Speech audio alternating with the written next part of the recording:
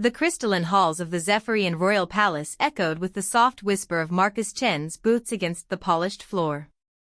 He walked 3 paces behind Princess Lyralii, his eyes constantly scanning the ornate corridors for threats that the palace guards seemed incapable of detecting.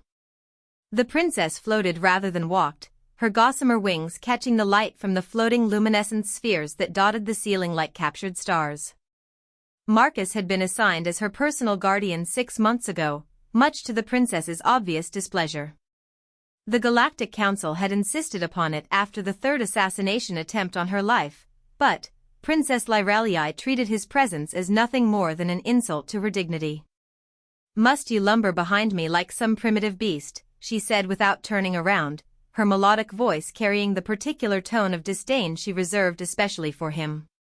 Your heavy footsteps disturb the harmony of the palace. Marcus said nothing. He had learned early in his assignment that responding to her provocations only encouraged more of them. Instead, he focused on his job, noting the way the morning light created shadows in the alcoves where someone could hide, cataloging the positions of the palace guards who were more decorative than functional. The Zephyrians were a beautiful people, there was no denying that. They stood nearly 8 feet tall with willowy frames, their skin shimmering with an opalescent quality that changed color with their emotions. Their wings were delicate things of beauty, resembling stained glass windows more than functional appendages. They were also, Marcus had discovered, incredibly arrogant. "I don't understand why the council insists on this charade," Princess Lyralii continued, finally, turning to face him. Her eyes were the color of deep space, dotted with what looked like distant stars. Currently, her skin showed patches of irritated crimson, which Marcus had learned indicated annoyance. "What could a human possibly do that our own guards cannot? You're barely evolved beyond your primitive ancestors who threw rocks at their prey." Marcus met her gaze steadily. "My orders are to protect you, Your Highness. That's what I intend to do." She laughed, a sound like wind chimes in a gentle breeze. "Protect me? You're a relic from a backwater world. Your people only recently discovered faster-than-light travel. We Zephyrians have been exploring the galaxy for millennia before your species even learned to make fire." It was true, Marcus knew. Humanity was the newest member of the Galactic Council, having been discovered only 50 years ago when their first experimental FTL drive had accidentally brought them to Centauri Prime during a council session. The more established species viewed humans as crude newcomers, barely civilized enough to be considered sentient. But Marcus also knew something that the elegant Princess Lyralii didn't. He had read her files, studied the assassination attempts against her. Each one had been elaborate, sophisticated affairs carried out by highly trained killers using advanced technology. Each one had failed not because of superior Zephyrian defenses, but because of luck, circumstance, or the assassin's own overconfidence. The princess's previous guardians had all been Zephyrians themselves, warriors chosen for their grace and skill with traditional weapons. They approached protection as an art form, beautiful and ceremonial. Marcus approached it as warfare. "Your Highness," came a melodic voice from behind them. Marcus turned to see Advisor Thessarian gliding toward them, his ancient wings barely stirring the air. His skin showed the deep purple of concern. "The council meeting has been moved to the western spire. There's been another incident." Princess Lyralii's skin flushed with silver curiosity. "What kind of incident?" 3 members of the trade delegation from Proxima were found dead in their quarters this morning. "Poison, we believe. The council fears it may be connected to the recent tensions over the mining rights dispute." Marcus felt his combat instincts kick in. 3 dead meant this wasn't random. Someone was making a statement, and, in his experience, statements like that usually preceded more direct action. His hand moved unconsciously to the weapon at his side, a simple projectile pistol that the Zephyrians found laughably primitive. "We should postpone the meeting," Marcus said. "If there's an active threat, nonsense," Princess Lyralii cut him off. "I won't be driven into hiding by rumors and paranoia. We will attend the council meeting as scheduled. Your Highness, with respect, my job is to assess threats to your safety. I strongly advise, your job, she said, her skin now showing bright flashes of angry gold, is to follow 3 steps behind me and pretend to be useful. Nothing more. Advisor Thessarian looked between them nervously. Perhaps the Guardian has a point, Your Highness. These are dangerous times, these are always dangerous times, the princess snapped. That's why we have the council, to maintain order through wisdom and diplomacy. Not through the crude paranoia of primitive species who see threats in every shadow. Marcus bit back his response. He had been a soldier before taking this assignment, had served in 3 different conflicts across human space. He knew the difference between paranoia and professional caution. But arguing with the princess was pointless. She would do what she wanted regardless of his advice. The western spire was the newest addition to the palace, a graceful tower that spiraled upward like a frozen whirlwind. The council chambers at its peak offered a panoramic view of the capital city below, its crystal buildings catching and refracting the light of Zephyr Prime's twin suns. It was beautiful, Marcus admitted to himself, but it was also tactically problematic. Too many angles of approach, too many windows, only one exit. As they made their way through the palace, Marcus noticed things that the princess and her advisor missed. Servants who kept their eyes down when the princess passed, guards who seemed more nervous than usual, small groups of courtiers who stopped talking when they approached. His instincts, honed by years of combat, were screaming that something was wrong. The journey to the western spire took them through the palace gardens, a vast enclosed space filled with plants from across the galaxy. Here, the artificial gravity was reduced to accommodate the flying plants and creatures that called it home. Princess Lyraliai's wings spread wide as she took advantage of the lighter gravity, soaring up among the floating trees with obvious joy. Marcus, weighted down by his equipment and his human physiology, had to take the walking paths that wound between the massive tree trunks. He lost sight of the princess several times, which made him increasingly uncomfortable. She seemed to delight in showing off her natural advantages, diving and swooping between the branches while he plodded along below. Keep up, Guardian, her voice drifted down from above, tinged with amusement. Surely your primitive legs can manage a simple walk through a garden. It was then that Marcus saw them. 3 figures in the maintenance uniforms, moving too purposefully through the undergrowth. Their body language was wrong, too tense, too focused. One of them was reaching into his toolkit, but the shape he pulled out wasn't a tool. Marcus didn't hesitate. Years of combat training took over. He drew his sidearm and fired 3 shots in rapid succession, the sharp cracks of the projectile weapon echoing strangely in the garden's artificial atmosphere. All 3 figures dropped immediately. Princess Lyraliai's shriek of outrage came from somewhere above. Have you lost your mind? You just murdered 3 innocent servants. Marcus was already moving, checking the bodies. The first one's toolkit contained a high-energy plasma rifle, military grade and definitely not standard maintenance equipment. The second had what looked like a sonic disruptor, designed to bring down flying targets.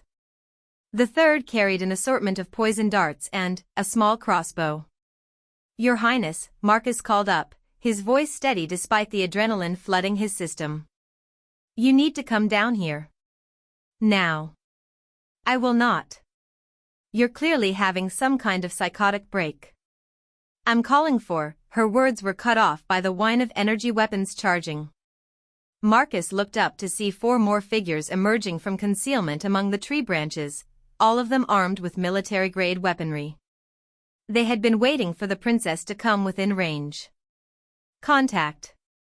Marcus shouted, diving for cover behind a massive tree trunk as energy bolts sizzled past his head. Princess, get to cover. But Princess Lyraliai was frozen in midair, her elegant wings beating frantically but making no progress as she stared in shock at the assassins who had her in their sights. The sonic disruptor, even in its owner's dead hands, had activated automatically, creating a field that disrupted her natural flying ability. Marcus rolled out from behind his cover, coming up with his weapon already tracking targets. The Zephyrian assassins were good, but they were used to fighting other Zephyrians, opponents who valued grace and ceremony even in combat. They weren't prepared for a human who had learned warfare in the brutal ground conflicts of the outer colonies. His first shot took down the assassin with the heavy plasma rifle, the one who posed the greatest immediate threat to the princess. His second and third shots were aimed at the device creating the sonic field, smashing it to pieces and freeing the princess from its effects. "Move," he shouted at her. "Get to the emergency exit." Instead of fleeing, Princess Lyralii hung in the air, watching in fascination as Marcus moved through the garden like a force of nature. He used the terrain expertly, never staying in one place long enough for the assassins to get a clear shot, always keeping moving, always on the offensive. The fourth assassin tried to flank him, circling around through the canopy.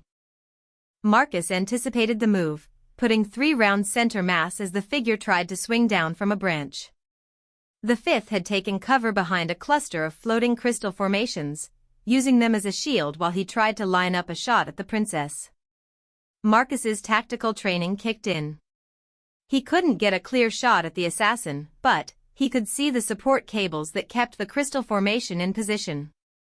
2 quick shots severed the cables, sending the entire formation crashing down on the hidden gunman. In the sudden silence that followed, Marcus remained in a combat crouch, his weapon sweeping for additional threats. His breathing was controlled, professional. This was what he had been trained for, what he was good at.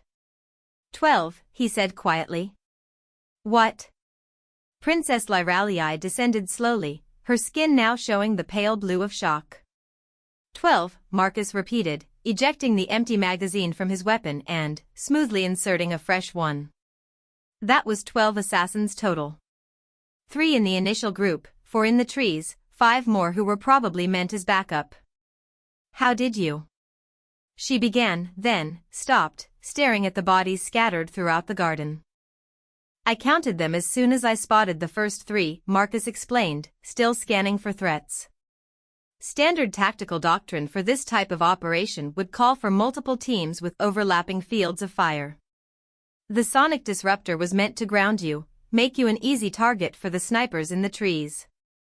The backup team would have moved in to finish the job if the primary assault failed. Princess Lyralii landed unsteadily, her legs shaking. But how did you see them? They were professionals, trained in stealth and infiltration. Marcus finally relaxed slightly, though he kept his weapon ready. They were good, he admitted. But they were trained to fight Zephyrians. Your people fight like artists, like dancers. Beautiful, graceful, honorable. But sometimes ugly and brutal wins. For the first time since he had been assigned to her, Princess Lyralii looked at him without disdain. Her skin was cycling through confused colors, as if she couldn't process what she had just witnessed. The council needs to be informed, she said slowly. If there were 12 assassins in the palace. There are probably more, Marcus finished grimly. This was too well coordinated, too sophisticated to be the work of one cell. We need to get you to a secure location while the palace is searched. No, Princess Lyralii said, and Marcus was surprised to hear steel in her voice. No, I won't be driven into hiding. But... She paused, looking at him with something that might have been respect. Perhaps you could walk beside me instead of behind me. If that's acceptable. Marcus holstered his weapon and nodded. I can work with that, Your Highness. As they made their way out of the garden, Princess Lyralii was unusually quiet. Marcus could see her stealing glances at him, as if seeing him for the first time. The elegant, sophisticated princess who had mocked him as primitive was beginning to understand that sometimes primitive was exactly what you needed. The real test, Marcus knew, would come later. 12 assassins meant this was just the beginning. Someone wanted Princess Lyralii dead badly enough to risk open war with the Zephyrian Empire. And whoever was behind it wouldn't be deterred by one failed attempt, no matter how spectacularly it had backfired. But, for now, walking through the crystal corridors of the palace with the princess beside him instead of ahead of him, Marcus allowed himself a moment of satisfaction. He had done his job. He had kept her alive. And, maybe, just maybe, he had earned a little respect from the alien princess who had thought humans were nothing more than primitive barbarians. The next attempt would come soon. Marcus was certain of that. But, when it did, he would be ready. The palace guards who met them at the garden exit were in a state of barely controlled panic. Word of the attack had already spread, and the crystalline halls were filled with the sound of running feet and shouted orders. Marcus noted with professional interest that the Zephyrian response to crisis seemed to involve a lot of elegant hand-wringing but very little actual security protocol. "Your Highness." Captain Velrian glided toward them, his wings beating frantically. His skin showed the deep orange of extreme agitation. "We heard weapons fire. Are you injured?" "I am unharmed, Captain," Princess Lyralii replied, her voice steadier than Marcus had expected. "Thanks to my guardian." The word guardian carried a different weight now, Marcus noticed. Before, she had spoken it with derision. Now there was something approaching respect. "Guardian?" Captain Velrian's eyes fell on Marcus with obvious confusion. But, the reports said there were multiple fatalities. 12 assassins, Marcus said simply. All neutralized. The captain's skin flushed through several colors in rapid succession before settling on a pale yellow that Marcus had learned indicated disbelief. 12? But, how is it possible for one being to? "It's possible," Princess Lyralii said quietly, "when that being is willing to do what needs to be done instead of what looks graceful while doing it." The walk to the secure chambers took them through the heart of the palace, where word of the attack was spreading like ripples through water. Courtiers pressed themselves against the walls as they passed, their skin showing the silver of fear mixed with the dark blue of awe as they stared at the human who had single-handedly eliminated 12 trained killers. Marcus kept his attention focused on potential threats, but he was also aware of the princess walking beside him. She was moving differently now, less floating gracefully and more walking with purpose. Her wings were held closer to her body, making her a smaller target. She was learning. The secure chambers were located deep in the palace's central core, behind multiple layers of shielding and defensive systems. It was there that they found Advisor Thessarian waiting with a holographic display showing the layout of the garden where the attack had taken place. "Remarkable," the old advisor murmured, studying the tactical analysis. Each shot was precisely placed. No wasted ammunition, no collateral damage to the garden itself. "It's almost artistic in its efficiency." "It's warfare," Marcus corrected. "Nothing more, nothing less." "But warfare can be an art," Princess Lyralii said, surprising him. "I'm beginning to understand that there are different kinds of artistry." The holographic display showed the positioning of the assassins, their equipment, their likely approach routes. Marcus studied it with professional interest, noting things that the Zephyrian analysts had missed. "They knew the garden layout perfectly," he observed. "Someone provided them with detailed intelligence about your habits, Your Highness. They knew you like to fly when you're in the reduced gravity areas. They knew which path I would have to take on foot." "Inside information," Advisor Thessarian agreed grimly. "Which means we have a traitor in the court." Princess Lyralii's skin flushed with angry gold. "Impossible. The court has served my family for generations. Their loyalty is absolute." "With respect, Your Highness," Marcus said carefully, "absolute loyalty is a myth. Everyone has a price, whether it's money, power, or threats to someone they care about. If we assume the court is above suspicion, we're setting ourselves up for the next attack." "The next attack?" she asked. "There will be a next attack," Marcus said with certainty. 12 assassins represents a significant investment in resources and planning. Whoever is behind this won't give up just because the first attempt failed. As if summoned by his words, a young courier burst into the chamber, his skin flashing urgent red. Your Highness. Advisor. There's been an explosion in the eastern wing. 3 more council members are dead, and there are reports of armed figures moving through the palace. Marcus was already moving toward the door when Princess Lyraliai's voice stopped him. Where are you going? To do my job, he said simply. But if you leave, what about my protection? Marcus turned back to her, seeing something in her star-filled eyes that hadn't been there before. Fear, yes, but also trust. She was no longer questioning his competence, only his priorities.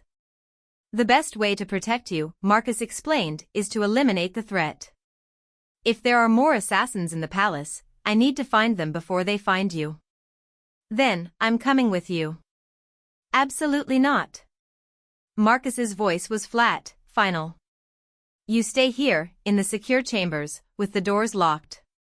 This is my palace, Princess Lyraliai said, her chin lifting in a gesture Marcus was beginning to recognize as stubborn determination. These are my people being killed. I won't cower in a hole while others fight my battles. Your Highness, Advisor Thessarian interjected nervously, perhaps the Guardian is right. The secure chambers are a trap, Marcus said bluntly. If the attackers have inside information, they know about this place. They know the security protocols. Staying here just makes you a stationary target. The princess stared at him. Then, what do you suggest? Marcus considered for a moment, weighing options, calculating risks. We go hunting, he said finally. Hunting? Right now, they think they're the predators and you're the prey. We change that dynamic. Instead of waiting for them to come to us, we take the fight to them. It was a risky plan, Marcus knew. Using the princess as bait went against every instinct he had as a bodyguard. But, sometimes the best defense was indeed a good offense, and he was beginning to suspect that conventional defensive tactics wouldn't work against an enemy who had infiltrated the palace so thoroughly. What would I need to do? Princess Lyraliai asked. Trust me, Marcus said simply. Do exactly what I tell you, when I tell you, without question or hesitation. The princess who 6 hours ago had called him a primitive barbarian now nodded without hesitation. I trust you. Those 3 words changed something fundamental between them. Marcus felt the weight of her faith settling on his shoulders, and, with it came a renewed determination to prove worthy of it. He had protected her from 12 assassins in the garden, but, somehow her trust felt like an even greater responsibility. Then, let's go remind them, Marcus said, checking his weapon one final time, that sometimes the primitive approach is the most effective one. As they prepared to leave the secure chambers and venture back into the crystalline maze of the palace, Marcus found himself thinking about the fundamental differences between human and Zephyrian approaches to conflict. The Zephyrians fought like artists, seeking beauty and grace even in battle. Humans fought like survivors, using whatever worked to stay alive. Today, Princess Lyraliai was going to learn which approach was more effective when lives were on the line. The hunt was about to begin. The smoke-filled corridors of the eastern wing told a story of devastation that made Marcus's jaw clench with professional anger. The explosion had been precisely placed to maximize casualties while minimizing structural damage, a sign of someone who understood both the palace's architecture and the daily routines of its inhabitants. 3 council members dead meant this wasn't just about Princess Lyraliai anymore. Someone was systematically eliminating Zephyrian leadership. Princess Lyraliai moved beside him with a grace that Marcus was beginning to appreciate in tactical terms rather than aesthetic ones. Her natural ability to glide silently made her an excellent reconnaissance partner, while her knowledge of the palace's hidden passages and service corridors was proving invaluable. The explosion came from the council preparation chamber, she whispered, her skin now showing the deep purple of controlled fear rather than the random color flashes of panic. The members would have been reviewing the agenda for today's session. Marcus studied the blast pattern, noting the way debris had been thrown. Shaped charge, he said grimly. Military grade. Whoever set this knew exactly what they were doing. They moved deeper into the damaged wing, Marcus leading with his weapon ready while Princess Lyralii provided navigation. The artificial lighting had been damaged by the blast, casting strange shadows that danced and shifted as emergency power fluctuated. Every shadow could hide an enemy, every doorway could conceal an ambush. There, Princess Lyralii breathed, pointing to a service hatch that stood slightly ajar. That's not supposed to be open. Marcus approached the hatch carefully, using hand signals he had taught the princess during their brief tactical briefing. She understood immediately, her natural intelligence adapting quickly to the demands of guerrilla warfare. She positioned herself to provide overwatch while he investigated the opening. The service tunnel beyond was cramped even by human standards, clearly designed for maintenance drones rather than living beings. But Marcus could see scrape marks on the walls where someone had forced their way through, and there were traces of the same explosive residue he had detected at the blast site. Someone used the maintenance tunnels to place the charges, he reported quietly. They probably have detailed schematics of the entire palace infrastructure. That level of information. Princess Lyralii began, then stopped as the implications hit her. Only the palace engineering corps would have that kind of access. Or someone who bought it from them. The sound of movement echoed from somewhere ahead in the tunnel system. Marcus held up a hand for silence, straining his ears to interpret the sounds. Multiple figures, moving with military precision through the confined space. They were heading toward the central palace, probably planning another bombing. Your Highness, Marcus said very quietly, I need you to do something that's going to feel wrong.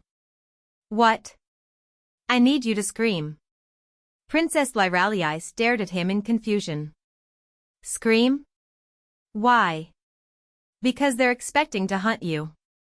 Instead, we're going to make them come to us on ground of our choosing. Marcus gestured toward the service tunnel. That tunnel leads directly to the main structural supports for this section of the palace. If they detonate charges there, this entire wing could collapse. But, if I scream, they'll abandon their bombing mission to come for what they think is an easy target. Meanwhile, I'll be waiting for them. It was a dangerous gamble, using the princess as bait. But Marcus had studied the layout of this section during his initial security assessment. The corridor they were in had good sightlines, limited approaches, and solid cover. It was a perfect killing ground if you knew how to use it. Princess Lyralii took a deep breath, her skin cycling through several colors as she wrestled with her fear.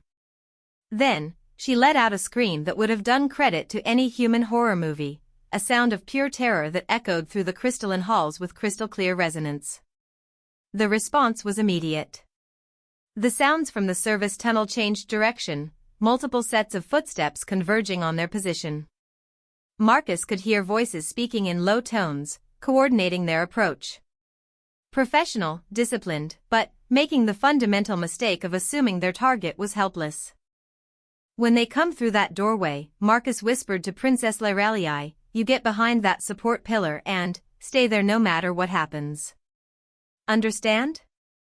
She nodded, her eyes wide but determined. The first assassin came through the service hatch fast and low, expecting to find the princess cowering in terror. Instead, he found Marcus waiting with his weapon trained on the opening. The human's first shot took the assassin's center mass before he had even cleared the hatch completely. The second assassin was smarter, using his companion's body as a shield while he tried to return fire. But Marcus had anticipated this, had already moved to a new position while the assassin was still orienting himself to the changed situation.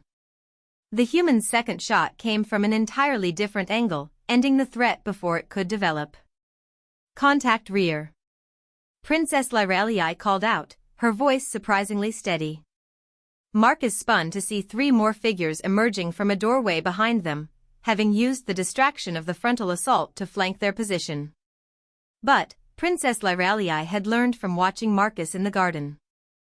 Instead of freezing in panic, she had kept moving, kept watching their backs while he dealt with the immediate threat. Her warning gave him the split second he needed to engage the new targets. The flanking assassins had expected to catch a primitive human off guard. They hadn't expected to face someone who had been trained in close-quarters battle from the age of 18, who had fought in 3 different wars before his 30th birthday. Marcus moved through them like a force of nature, his weapon tracking from target to target with mechanical precision. In the sudden silence that followed, Princess Lyralii emerged from behind her cover pillar. Her skin was showing the pale blue of shock, but her posture was steady, controlled. 5 more, Marcus said, automatically conducting a tactical reload. That makes 17 total. How many more do you think there are? Marcus considered the question seriously. Based on the coordination and planning involved?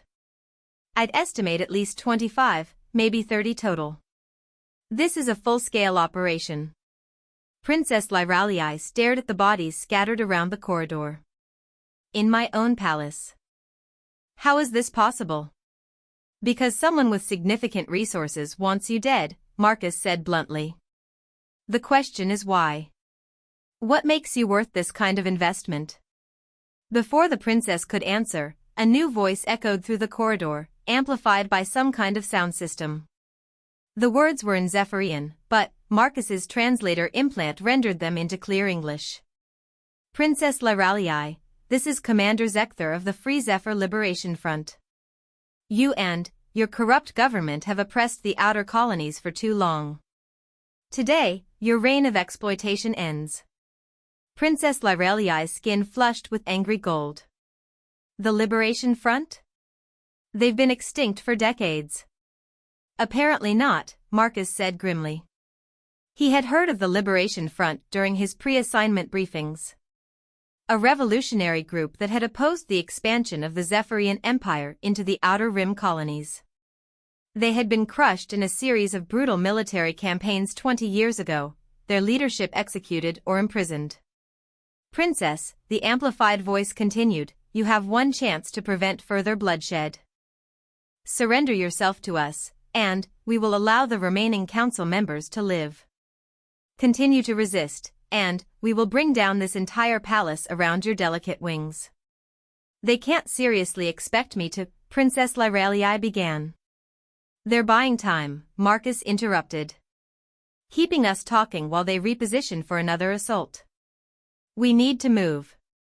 But, even as he spoke, Marcus could hear the sounds of movement echoing from multiple directions. The assassins were no longer trying to be subtle. They were closing in with overwhelming force, confident that their targets were trapped. The throne room, Princess Lyralii said suddenly. It has the best defensive position in the palace, and there's an emergency escape route that leads to the spaceport. Marcus shook his head. Too obvious. They'll expect us to go there. Is there somewhere else? Somewhere with good defensive positions but that they might not anticipate? Princess Lyralii thought for a moment, her skin cycling through several colors as she considered options. The crystal gardens, she said finally. The lower level where the raw crystals are grown. It's a maze of passages and chambers, but I know it better than anyone else in the palace. Lead the way. They moved through the palace corridors like ghosts, Princess Lyralii's natural grace combining with Marcus's tactical training to keep them ahead of the converging search teams. The princess had adapted quickly to the demands of stealth movement, instinctively understanding when to freeze, when to move, when to use her natural abilities to their best advantage. The crystal gardens were located in the deepest level of the palace, where the artificial gravity was minimal and the air itself seemed to shimmer with possibilities. Here, the Zephyrians grew the living crystals that powered their technology, vast formations that pulsed with their own internal light and sang with harmonious frequencies that Marcus could feel in his bones. It's beautiful, he admitted as they made their way through the crystalline maze. It's also confusing to anyone who doesn't know the growth patterns, Princess Lyralii said with the first smile Marcus had seen from her since the crisis began. The crystals create natural acoustic shadows and energy fields that interfere with most scanning equipment.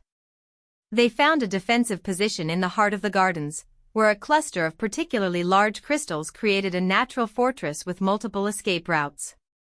Marcus set up his field of fire while Princess Lyrelii used her knowledge of the crystal formations to scout potential approach routes. Marcus, she said quietly, the first time she had used his name rather than his title. Yes, Your Highness?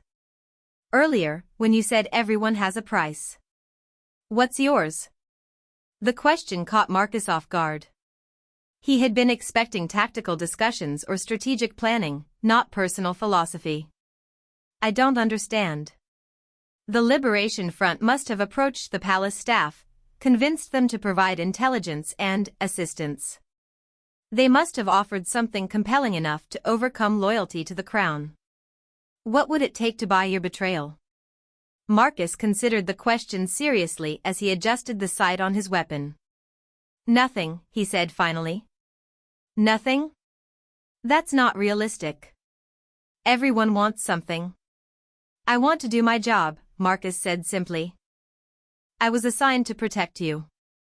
That's what I'm going to do. The Liberation Front, the palace staff, the council, none of that matters. What matters is keeping you alive. Princess Lyralii stared at him with those star-filled eyes. That's it? Professional duty? That's it. But, even as he said it, Marcus knew it wasn't entirely true anymore. Somewhere during the past few hours, his motivation had shifted from professional obligation to something more personal. The arrogant princess who had mocked him as primitive had proven herself capable of adaptation, courage, and trust. She had earned his respect and, with it, his loyalty. The sound of approaching footsteps ended their conversation. Multiple teams were converging on the crystal gardens, their voices echoing strangely among the singing formations. They were being methodical, professional, checking each chamber and passage as they advanced. Remember, Marcus whispered to Princess Lyralii, when I engage them, you keep moving. Use the escape routes we identified. Get to the spaceport and signal for help. What about you? I'll buy you time. No. Princess Lyralii's voice carried new authority, the kind of command presence that Marcus recognized from natural leaders. We do this together, or we don't do it at all. Your Highness, Princess, she corrected. My name is Lyralii. And, I'm not leaving you behind to die alone while I run away. Marcus felt something shift inside him at her words. This wasn't the spoiled aristocrat he had been assigned to protect 6 months ago. This was someone who had been forged in the crucible of crisis into something stronger, someone worthy of the loyalty she inspired. In that case, he said, chambering around, let's show these revolutionaries what happens when they underestimate a primitive human and a quick-learning princess. The first assault came from the eastern approach, a coordinated advance by what Marcus estimated to be 6 figures. They moved with military precision, using the crystal formations for cover while they closed the distance to his position. But, Marcus had fought in crystal caves before, during the siege of Titan Station. He understood how the formations affected sound, light, and energy. He knew how to use their natural properties as weapons. His first shot wasn't aimed at the assassins. Instead, he targeted the support structure of a particularly large crystal formation hanging above their approach route. The projectile shattered the delicate balance that kept the formation suspended, bringing tons of crystalline material crashing down on the advancing team. Structural warfare, he explained to Princess Lyralii as they repositioned to meet the next assault. Use the environment as a weapon. The second team tried a different approach, using the acoustic properties of the crystals to mask their advance. But, Princess Lyralii's natural understanding of the crystal songs allowed her to detect the subtle changes in harmonics that indicated movement. 3 figures, approaching from the North Passage, she reported quietly. They're trying to use the resonance crystals for concealment. Marcus nodded, impressed by her quick adaptation to tactical thinking. He moved to intercept the northern team while she covered his flanks, her eyes constantly scanning for additional threats. The battle that followed was unlike anything in Marcus's previous experience. The Crystal Gardens turned combat into a three-dimensional chess game, where understanding the environment was as important as marksmanship. Princess Lyralii proved to be an invaluable partner, her natural abilities and intimate knowledge of the gardens complementing his tactical training perfectly. By the time the echoes of the final gunshot faded among the crystal formations, 8 more assassins lay scattered throughout the gardens. Marcus's count was now up to 25 confirmed kills, and he was beginning to hope that they might have broken the back of the Liberation Front's assault force. But Commander Zekthar's voice echoed through the gardens once again, carried by the natural acoustics of the crystalline formations. "Impressive, Princess. Your primitive guardian has exceeded our expectations." But this was merely a test of his capabilities. Now, the real battle begins. As if summoned by his words, new sounds echoed through the palace above them. Heavy footsteps, mechanical whining, the distinctive hum of powered armor. The Liberation Front had been holding their heavy equipment in reserve, waiting to see what kind of resistance they would face. Princess Lyralii looked at Marcus with eyes that reflected the pulsing light of the crystals around them. "What do we do now?" Marcus checked his ammunition, calculated their tactical position, and considered their options.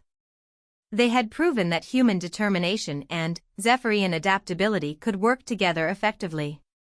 But powered armor changed the equation significantly. "Now," he said with grim determination, "we find out just how primitive this human can be." The real test was about to begin, and Marcus intended to show the Liberation Front why humanity had earned its place among the stars despite being the newest species in the galaxy. Sometimes primitive was exactly what the situation required. The hunt was far from over. The thunderous sound of powered armor moving through the palace above sent vibrations through the crystal formations around them, creating an eerie symphony of mechanical discord among the natural harmonies. Marcus counted at least 6 distinct footfall patterns, each one representing a ton of armored death methodically searching for their position. Princess Lyralii's skin had shifted to a deep indigo color that Marcus had never seen before, something beyond fear or anger. When he looked at her questioningly, she spoke in a voice tight with controlled emotion. "Those suits," she said quietly. "They're Royal Guard armor. The Liberation Front didn't just recruit palace staff. They converted members of my own personal guard." Marcus felt his jaw clench at the implications. The Royal Guard knew every security protocol, every escape route, every defensive position in the palace. They knew Princess Lyralii's habits, her preferences, her weaknesses. This wasn't just betrayal, it was the systematic corruption of everything she had trusted. "How many Royal Guards are there total?" he asked, already calculating tactical options. 12 in the inner circle, another 24 in the outer guard. Her voice was barely above a whisper. "If even half of them have turned?" Marcus did the math. 6 powered armor suits currently hunting them, potentially 12 more if the entire inner guard had been compromised. Each suit would be equipped with military-grade weaponry, energy shields, and enhanced strength amplification. His projectile weapon and remaining ammunition seemed pathetically inadequate against those odds. "We need to even the playing field," he said, more to himself than to her. "How?" "Those suits are designed to be invulnerable to conventional weapons. The armor plating can withstand direct hits from plasma cannons." Marcus studied the crystal formations around them, his tactical mind working through possibilities. "Invulnerable to conventional weapons," he repeated thoughtfully. "What about unconventional ones?" Before Princess Lyralii could ask what he meant, the first powered armor suit came into view through the crystalline passages. It moved with mechanical precision, sensors sweeping methodically for their position. The pilot's voice echoed through external speakers, electronically distorted but still recognizable. "Your Highness, this is Captain Mordain. I know you can hear me. There's no need for further bloodshed. Surrender now, and I promise your death will be quick." Princess Lyraliai's skin flashed bright gold with fury. "Captain Mordain trained me in aerial combat when I was a child," she whispered to Marcus. "I trusted him with my life a dozen times." "Trust is a luxury we can't afford right now," Marcus replied grimly. He was studying the powered armor's movements, noting the way it navigated around the crystal formations. "Those suits are designed for open battlefield combat, not close-quarters maneuvering. They're powerful but not agile. That doesn't help us if we can't damage them." Marcus pointed to one of the larger crystal formations, a massive structure that rose from floor to ceiling like a frozen waterfall. "What happens when a growth crystal is subjected to harmonic disruption?" Princess Lyraliai's eyes widened as she understood his plan. "It becomes unstable. The internal resonance frequency can cause cascading failures throughout the entire formation." "How much damage are we talking about?" "Enough to bring down half this chamber." "Good." Marcus checked his remaining ammunition. "Then, let's make some noise." The next few minutes required precision timing that would have challenged a professional demolition team. Marcus used Princess Lyraliai's knowledge of crystal harmonics to identify the key resonance points while she calculated the best positions for maximum structural damage. They moved through the gardens like a two-person wrecking crew, the princess marking target points while Marcus prepared his improvised demolition charges. Captain Mordain's powered armor was still searching methodically through the passages when Marcus put his plan into action. His first shots weren't aimed at the armor itself, but at the precisely calculated stress points in the crystal formations surrounding it. The effect was immediate and devastating. The first crystal formation began vibrating at its resonance frequency, the harmonic disruption spreading through the interconnected matrix like a virus. Other formations picked up the vibration, amplifying and transmitting it until the entire chamber was singing with destructive harmony. Captain Mordain realized the danger too late. He tried to escape the collapsing chamber, but the powered armor that gave him strength and protection also made him too slow to outrun the cascading crystal avalanche. 2 tons of crystalline debris buried the suit completely, the impact forces far exceeding what even military-grade armor could withstand. "One down," Marcus said with grim satisfaction. But their victory celebration was cut short by the sound of approaching reinforcements. The other powered armor suits had heard the collapse and were converging on their position with increased urgency. "We can't use the same trick twice," Princess Lyraliai pointed out. "They'll be expecting it now." She was right. The remaining armored figures were moving more carefully, staying clear of unstable formations and using their sensors to sweep for potential ambush sites. Marcus needed a different approach, something that would take advantage of human adaptability against Zephyrian military doctrine. "Tell me about the armor's power systems," he said as they repositioned to a new defensive location. "Quantum battery packs in the dorsal section," Princess Lyraliai replied immediately. "Designed to provide 8 hours of continuous operation under combat conditions." "Designed by Zephyrians, for Zephyrian combat doctrine," Marcus mused.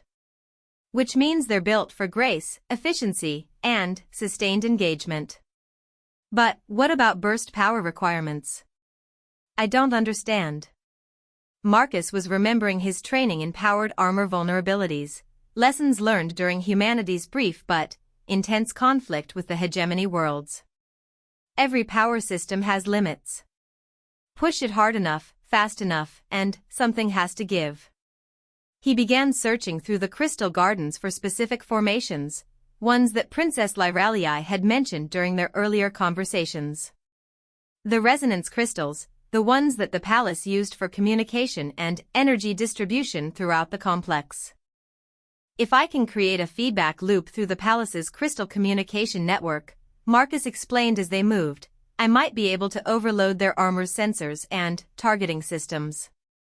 "That's theoretically possible," Princess Lyraliai said slowly, "but you'd need to understand the harmonic frequencies involved, the resonance patterns, the quantum entanglement matrices."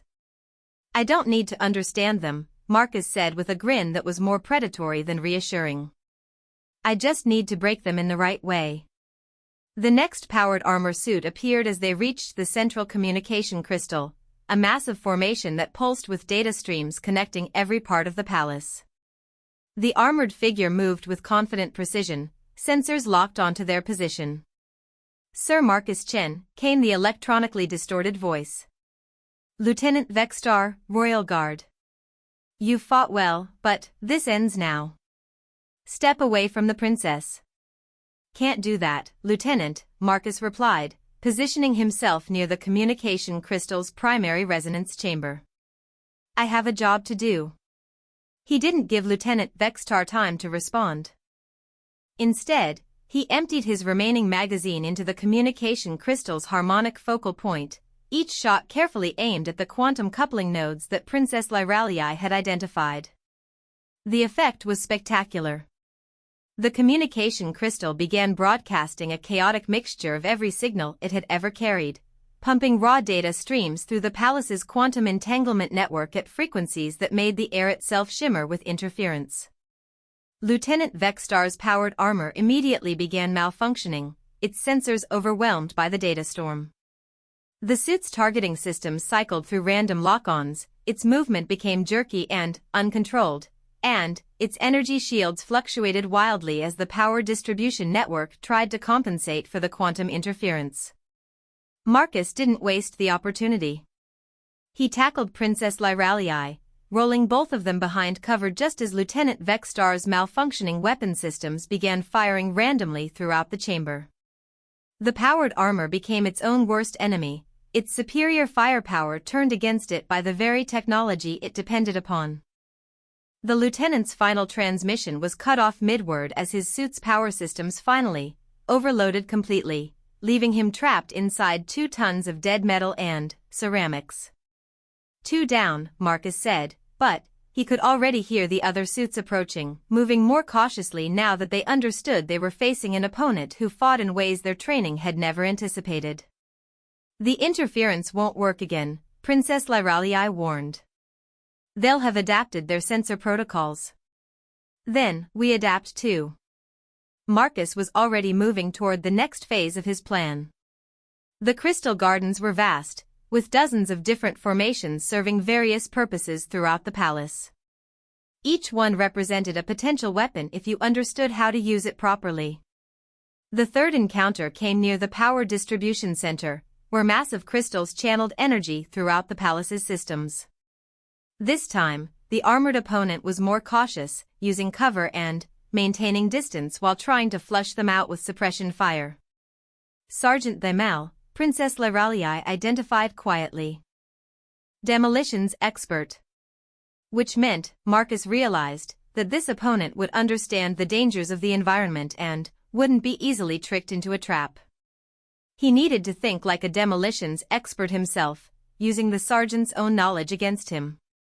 Marcus began systematically damaging the power distribution crystals, not enough to cause immediate explosions, but sufficient to create dangerous instabilities throughout the network.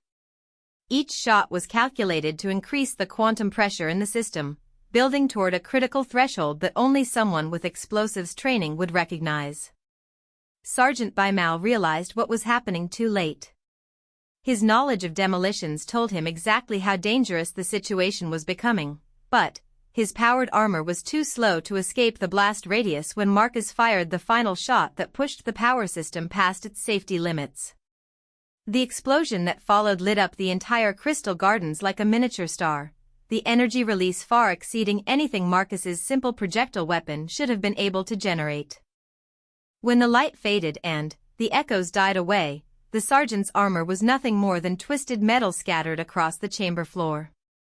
3 down, Marcus said, reloading with one of his last magazines. But that explosion will have given away our position to everyone else in the palace. Princess Lyralii was staring at the destruction with something approaching awe. How did you know the exact pressure threshold? I didn't, Marcus admitted. I just kept shooting until something interesting happened.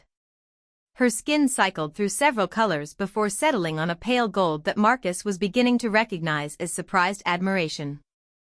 That's completely insane. That's completely human, he corrected.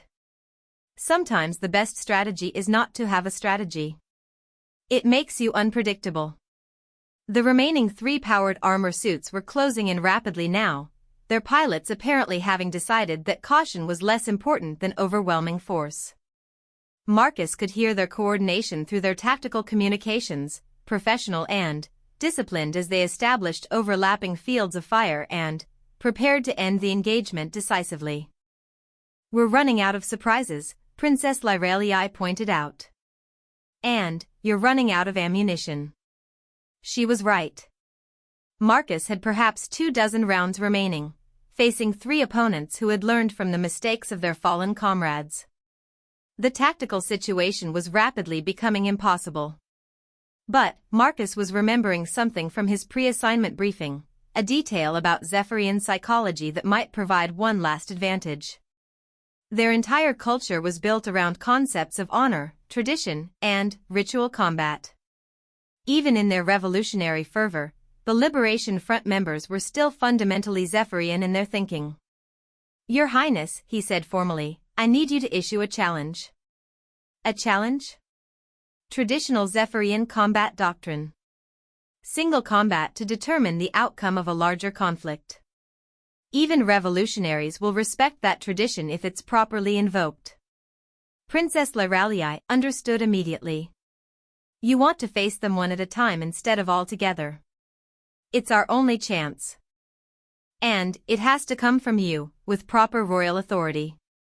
Princess Lyralii straightened, her posture shifting into the regal bearing that Marcus had seen during formal court functions. When she spoke, her voice carried across the crystal gardens with crystalline clarity and undeniable authority. By the ancient laws of our people, I invoke the right of individual combat. Let any who would challenge the crown face its chosen champion in single battle, according to the traditions of our ancestors. The response was immediate.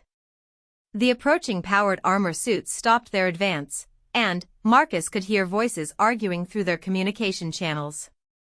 Tradition warred with tactical advantage, honor contested with practical necessity. Finally, one voice emerged from the debate, clear and decisive. Challenge accepted, Princess. I am Commander Zekthar, leader of the Liberation Front. I will face your champion personally. Marcus felt a cold smile spread across his face. This was what he had been hoping for. Not just another tactical engagement, but a direct confrontation with the mind behind the entire operation. A chance to end this decisively. It's been an honor serving as your guardian, Your Highness, he said formally. You're not dying today, Princess Lyralii replied with absolute conviction. Not after everything we've been through. Marcus checked his weapon one final time, then stepped out into the central chamber where Commander Zekthar was waiting in his own powered armor suit. The Zephyrian revolutionary leader was enormous even by the standards of his species, his armor customized with additional weapons and defensive systems that spoke of long experience in actual combat. So, Commander Zekthar's electronically amplified voice echoed through the chamber, you are the primitive human who has caused us so much trouble.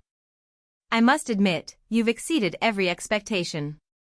Just doing my job, Marcus replied, his weapon trained on the massive armored figure. Your job, Commander Zekthar laughed, the sound harsh and metallic through the speakers. To serve a corrupt princess who represents everything wrong with the Empire? You could join us instead. Help us build a better future for all Zephyrian people. Not interested. Pity.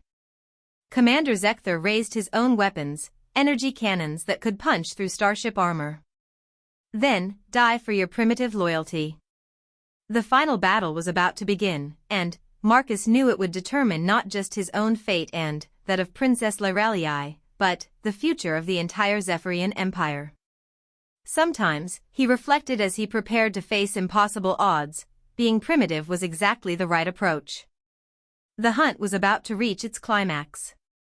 Commander Zekthar's first energy blast carved a molten furrow through the crystal formation where Marcus had been standing a split second before. The human was already moving, his smaller size and natural agility allowing him to navigate the crystalline maze in ways that the massive powered armor simply couldn't match. "Stand and fight, coward." Zecthor's amplified voice boomed through the chamber as his sensors struggled to track Marcus's rapid movement between the formations.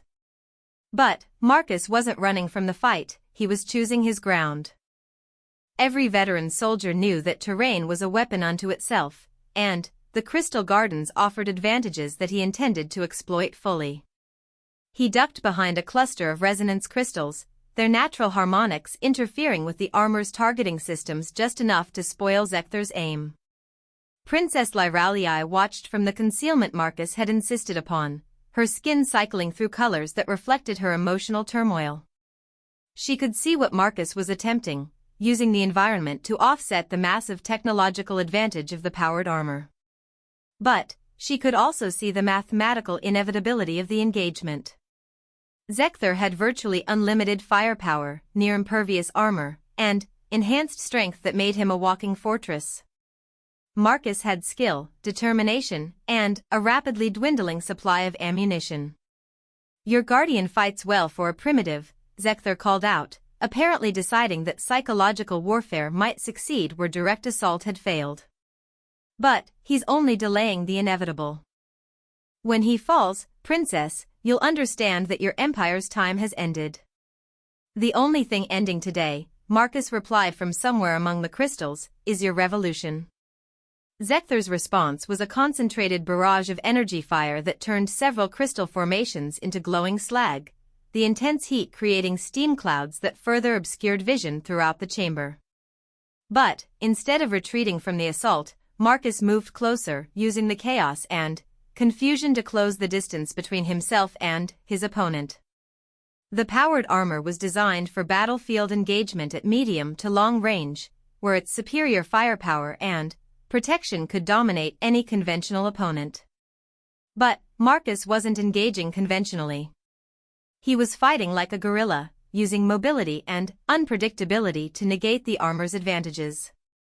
Zecthor began to realize his tactical error when Marcus's first shots rang out from point-blank range, the projectiles striking the armor's sensor array with precise accuracy. The impacts didn't penetrate the armor plating, but they didn't need to. Marcus was targeting the external systems that the suit depended upon for battlefield awareness. "Clever," Zecthor admitted, his voice carrying a note of grudging respect as his backup sensors came online. "But ultimately futile."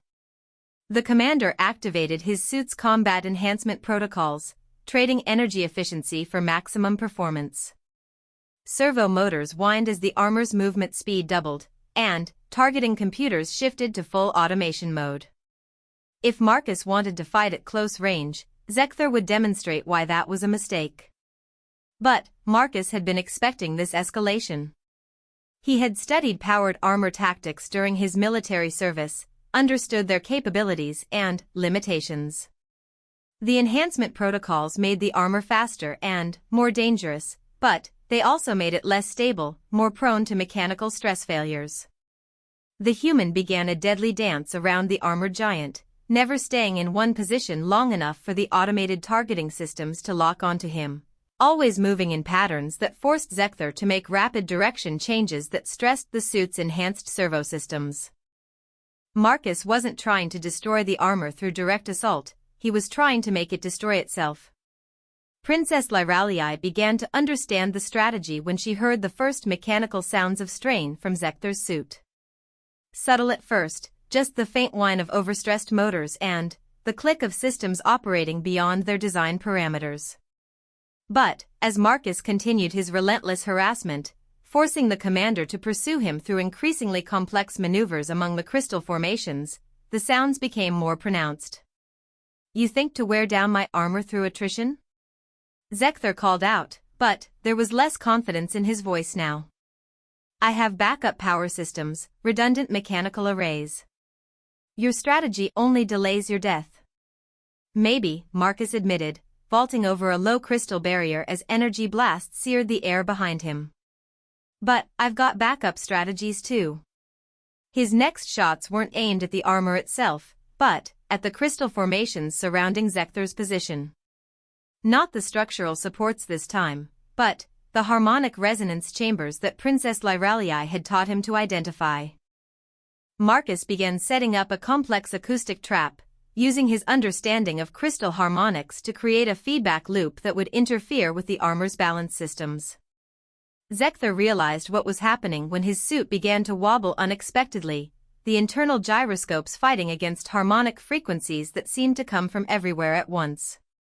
The commander tried to step clear of the affected area, but Marcus had positioned the resonance sources carefully, creating a zone of acoustic disruption that covered most of the central chamber.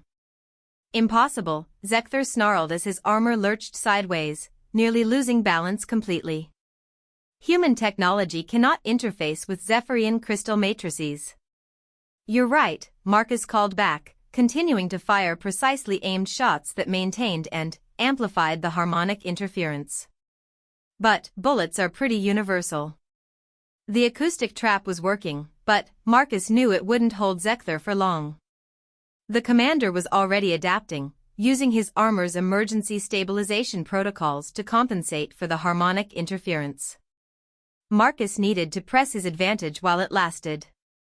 He broke cover completely, sprinting directly toward the struggling powered armor with his weapon trained on what Princess Lyralii had identified as the suit's primary weakness.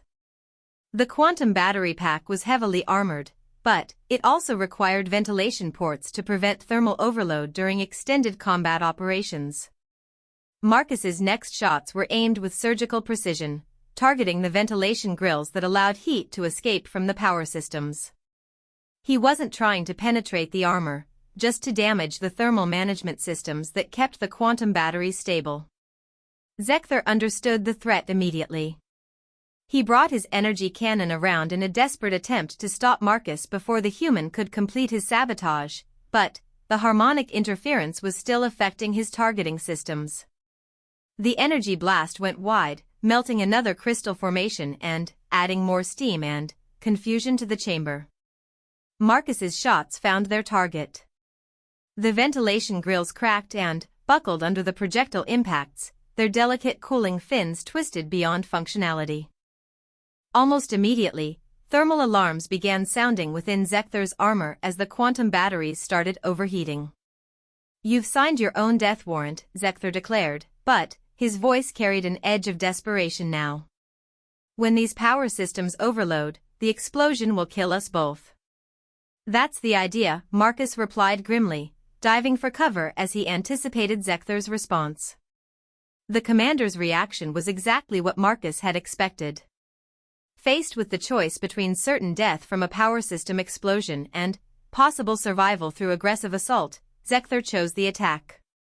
He activated his armor's emergency combat protocols, draining the overheating batteries in a final, devastating barrage aimed at eliminating Marcus before thermal overload could claim them both. The energy weapon's fire was overwhelming, turning the crystal gardens into a hellscape of molten rock and superheated steam. But Marcus had positioned himself carefully, using his knowledge of the commander's psychology to predict the attack pattern. Zecthar was fighting like a Zephyrian warrior, seeking a glorious finale worthy of legend and song. Marcus was fighting like a human soldier, focused only on survival and mission completion. The difference in philosophy proved decisive. While Zecthar concentrated his fire on creating maximum destruction, Marcus focused on staying alive until the armor's power systems reached critical overload. The human used every scrap of cover, every angle of concealment, every tactical advantage the environment provided. Princess Lyralii watched in fascination and terror as Marcus demonstrated the fundamental difference between Zephyrian and human approaches to warfare. Where her people fought for honor and beauty, humans fought to win. Where Zephyrian tradition emphasized grace and ceremony, human doctrine emphasized effectiveness and adaptability. The thermal alarms in Zecthar's armor became a continuous wail as the quantum batteries approached critical temperature. The commander's movements became increasingly erratic as his power systems began to fail, servos locking up and energy weapons cycling through emergency shutdown procedures. "This isn't possible," Zecthar gasped, his voice distorted by failing communication systems. You're just a primitive human. You shouldn't be able to.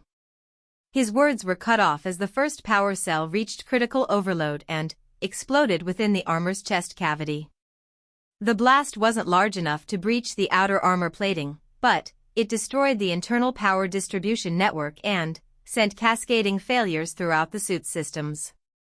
Marcus emerged from cover as Zekthar's armor toppled backward, 2 tons of dead metal crashing into a crystal formation with enough force to shatter the delicate structure completely. Steam hissed from the suit's joints as emergency venting systems tried to prevent secondary explosions. "Commander?" Marcus called out, his weapon trained on the fallen armor. There was no response. The suit's communication systems were dead, its power grid completely offline.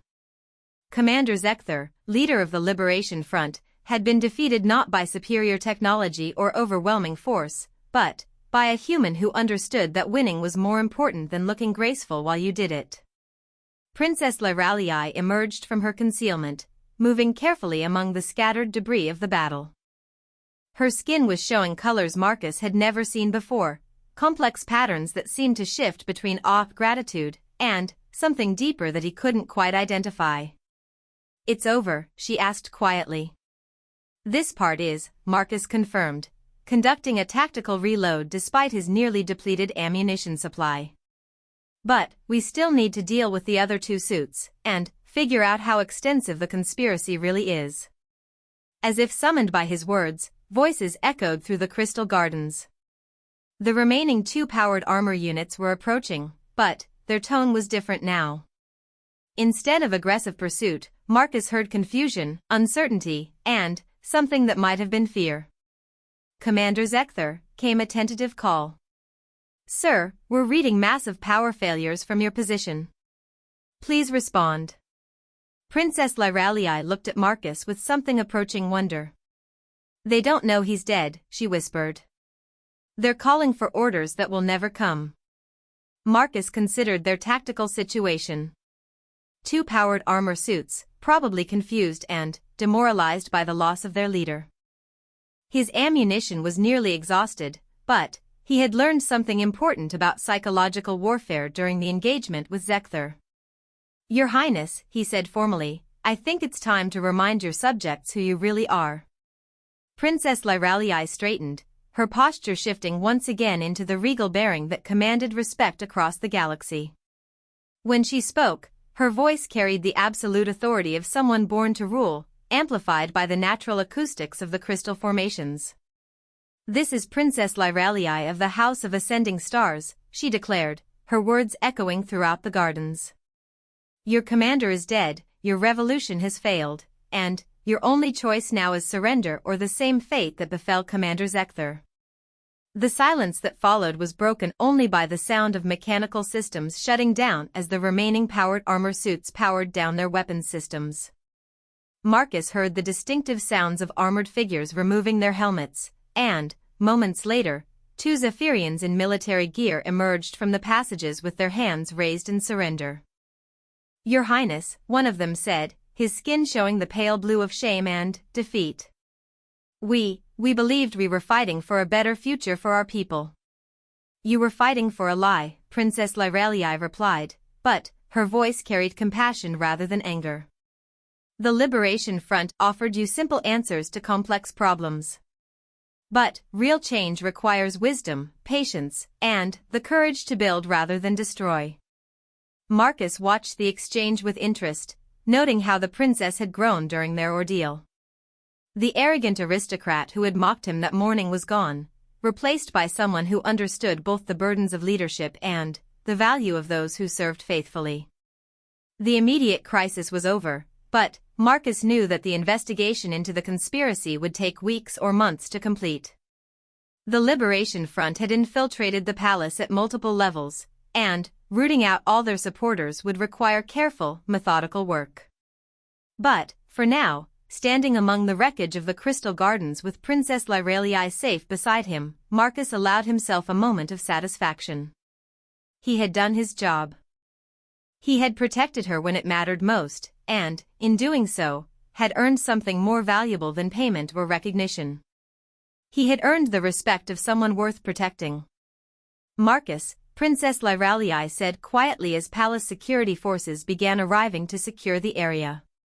When this is all over, when the investigation is complete and the conspiracy is rooted out, I want you to know that you'll always have a place in my service. Not as a bodyguard assigned by the council, but as someone I choose to have at my side.